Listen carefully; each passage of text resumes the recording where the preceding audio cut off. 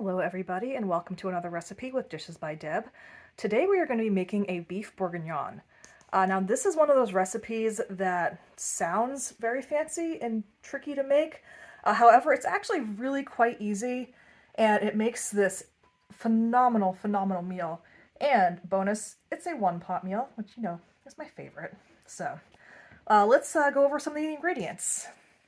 Alright, so for this recipe, we are looking at some carrots, an onion, some garlic, some fresh thyme, then a bay leaf, some red wine, I'll get into that a little bit more in a second, some all-purpose flour, some mushrooms, we will be slicing these, some tomato paste, and then some bacon, and then some beef. I am using steak tips here, so they're already chopped up, so that's one less thing for me to chop. Now, typically for the beef bourguignon, it actually uses a Pinot Noir, like a French Pinot Noir. However, when I went to the store, they didn't have the one I like, so my wine lady recommended this one. So we'll see how this turns out. I feel like, you know, similar to bacon, when you cook with wine, it usually is going to end up good regardless of what kind you put in, but you know, we'll see. Alright, so we have our non-meat ingredients measured out here. We have a single bay leaf, a teaspoon of tomato paste, 2 tablespoons of flour. This is just all-purpose flour. Then we have two garlic cloves, excuse me, that are minced. Then we have half a bottle of red wine. We have some sprigs of thyme. Ooh, sorry about the focus. Then we have our 2 carrots that were peeled and then sliced. And our mushrooms. The recipe calls for 4 ounces of mushrooms. I used 8 ounces just because I really like mushrooms, but if you're not a huge fan of mushrooms, you can reduce it, or you can just add the 8 ounces in like I did. Then we have our onion. Now this recipe also does call for some pearl onions, but those don't get added till much later, so I will leave them in the fridge until it is time to add those. Alright, so for the meat, I'm using steak tips here because they're already chopped up. I don't have to do anything with them. You can purchase your own just steaks and chop it up yourself if you want to, or you can get the, you know, pre-chopped up steak. Now for the bacon, the recipe calls for 4 slices. One thing I recommend with getting the bacon chopped up is to actually use scissors. I find it so much easier than trying to use a knife to cut through it. So the scissors just make easy work of it. So if I didn't mention this before, you do want to use 4 slices of bacon. I know mine look very thick because I am using thick cut. You don't need to use thick cut. You can use regular bacon. I just prefer thick cut for my own personal preferences, but if you do use the thinner cut when you first start cooking the bacon, the recipe calls for, I think, 10 to 15 minutes. So if you use a thinner cut bacon, then it's going to be closer to that 10-minute range, whereas if you use a thick cut like this, it'll be closer to the 15-minute range. Alright, so before we get started cooking, you're going to want to preheat the oven to 350 degrees, and then you're going to want to take out a pot. It's good to have a heavy bottom one like this, like a Dutch oven. Make sure the pot also has a cover because you're going to be using that. And then you want to heat up the pot over low to medium heat, and we're going to then add the bacon. Alright, so just adding the bacon to the pot. Alright, so we're going to let the bacon cook now for probably 13 to 15 minutes. This is, as I mentioned before, a thick cut bacon, so it is going to take a little bit longer to cook. But you'll know it's done when it starts getting nice and browned and crisp. So do a little video editing to make this go a little bit faster so you don't have to sit here for 15 minutes watching the bacon cook. So you are also going to want to like stir it occasionally. You don't need to stir it a whole lot, but you want to make sure it doesn't really get stuck to the bottom of the pan. So, you know, just stir it every now and then. And then when you remove it from the pan, you're going to use a slotted spoon because you want to try to leave as much of that bacon fat into the pan because you're going to be cooking the beef with that shortly. We are almost there. The bacon's getting nice and browned, starting to get a little crispy. Now the pieces that are like basically pure fat, those are never going to get browned, so you don't have to wait for those.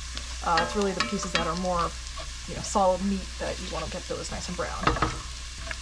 Alright, I think we are at a good place, so we are going to remove the bacon using a slotted spoon, so we keep as much of the fat into the pan. That is what we're going to use to cook the, that is what we're going to use to cook the beef, and we're just going to put this into a bowl off to the side. side.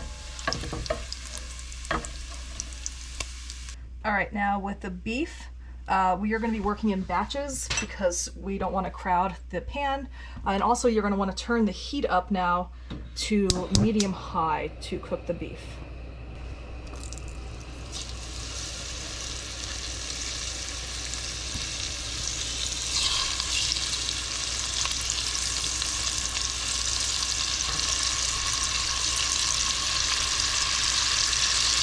So I'm going to cook this for about 2 to 3 minutes per side until brown.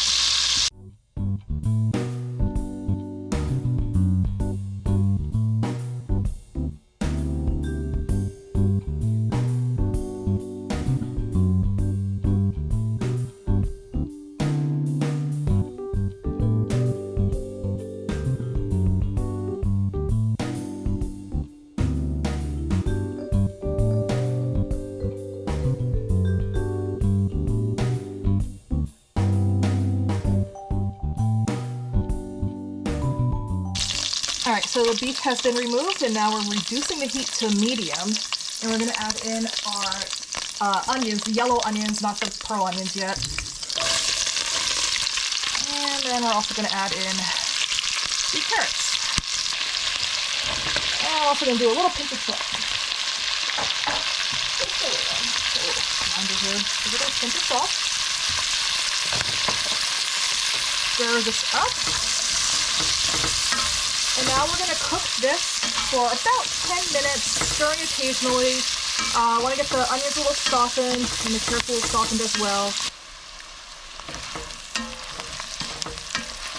So 10 minutes are just about up. The carrots are starting to get a little softer.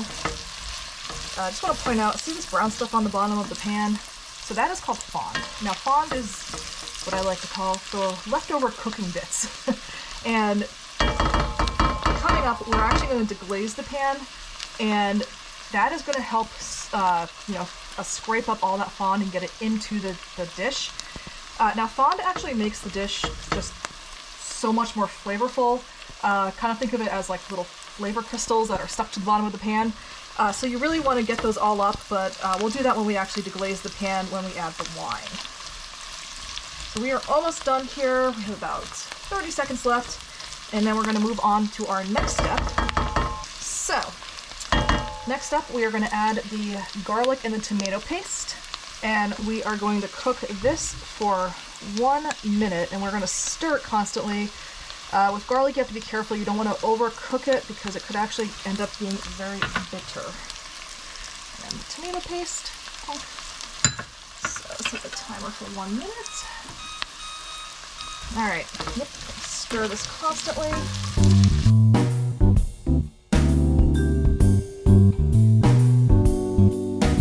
minute's almost up. So now we are going to add in the flour. And once again, we are going to stir this for a minute, stirring constantly. All right.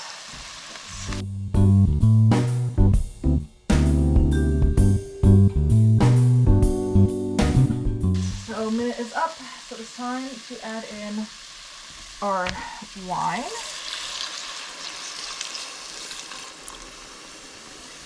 And our bay leaf. So now what we're going to do is we're actually going to use the wine to deglaze the pan. I showed you earlier the fond on the bottom. So what we're going to do is we're just going to stir this for a minute or two, and as we're stirring it, we're going to really just scrape the bottom of the pan. We want to get all of those brown bits up into the food. It's going to just add additional flavor and just kind of take your dish to the next level.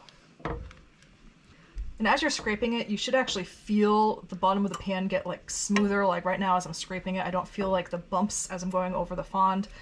So I can tell that it has been mostly scraped up and has now been incorporated into the food, which will just, like I said before, give it that like extra flavor, just a little extra flavor boost and just take it to that next level. All right. So now that the pan is deglazed, we are going to add the beef back in. I'm just going to dump this right back in. Get it all mixed together, and you can also, I recommend, just scrape all the juices from the plate you had it on. into the pot. That's gonna just, you know, add extra flavor. We are all about adding extra flavor here. All right, and now that the beef is in, we're just gonna stir this together a little bit. Get it all nice and coated and covered, evenly distributed. And now I'm gonna go get the mushrooms, and we're gonna add the mushrooms to the pot.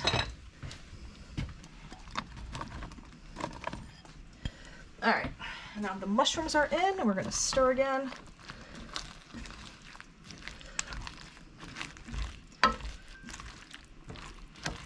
Really just getting all mixed up. This smells so good already. All right, and now last but not least, we're gonna add in half of the bacon that we cooked earlier.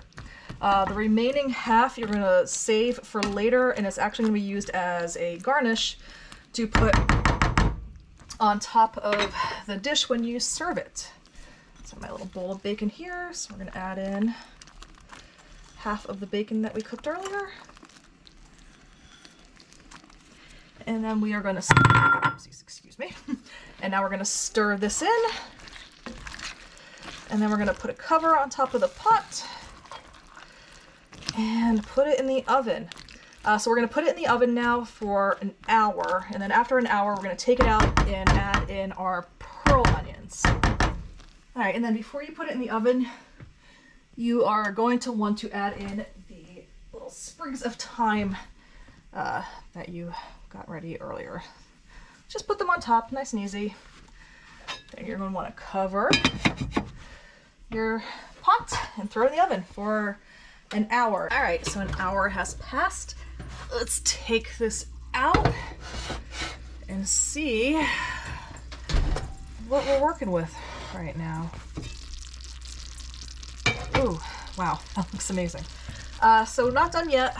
Now we're gonna add in our pearl onions. Got a little pearl onions here. These are 4 ounces of pearl onions. You could either do fresh or frozen. It's up to you what you can get.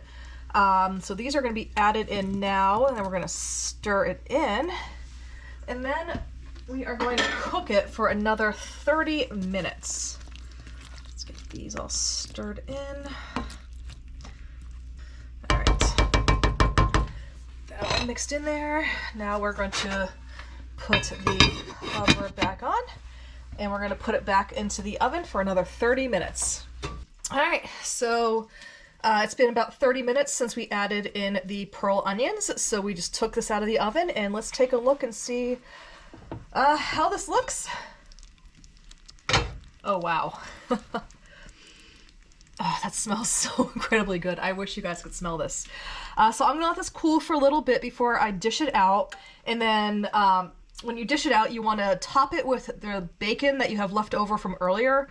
And then also you can put a little parsley on top as well to give that little, you know, touch of green, make it a little prettier.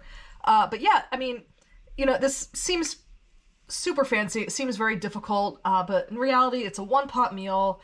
It's really not that hard to make, and it just comes out absolutely phenomenal. So I hope you guys try this. I hope you like it, and, you know, let me know what you think, and hope you all enjoy.